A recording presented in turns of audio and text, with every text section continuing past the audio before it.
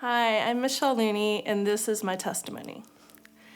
In 1975, my mom was invited by neighbors to come to First Baptist Church, Watauga, and I'm certainly glad that they were obedient in asking my mom. I've been here roughly since 1975, on again and off again. I remember when I was a little girl that my mom shared with me 1 Corinthians 13. We call it the love chapter. And I just remember thinking that she had said that you can't just do something bad and say that you're sorry and everything is okay. I'm really glad she shared that with me. She planted that little seed.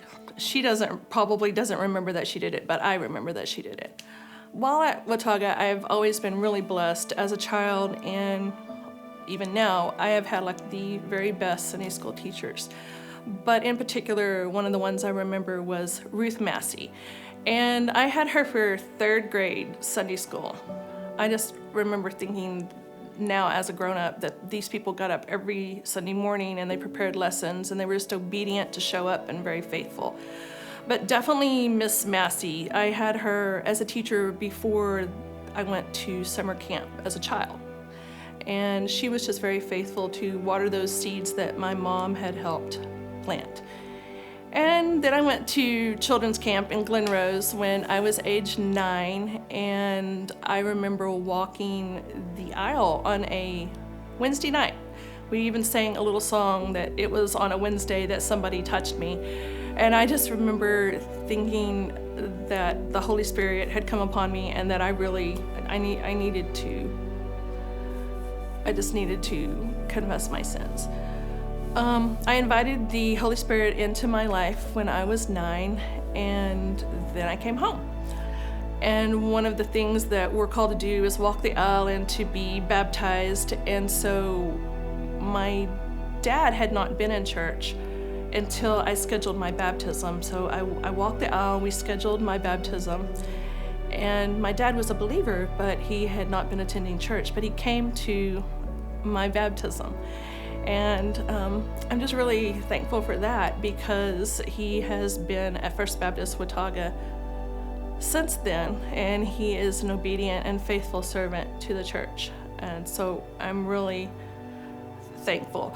No, I haven't always been obedient to God's words and what he wants for me. There have been times that I've been willfully disobedient. I went to a university that I feel like the Lord didn't call me to go to, and he allowed me to be very uncomfortable. I have dated guys that I know that the Lord did not want for me, and he did not want that path for my life, and that left me very uncomfortable. But through lots of prayers, those things were realized in about 1997, when I really feel like my life just kind of fell apart. There was a lot of things. I had a relationship fall apart. I experienced partial deafness in one of my ears, and the Lord showed me that I needed to really be a lot more faithful and obey him.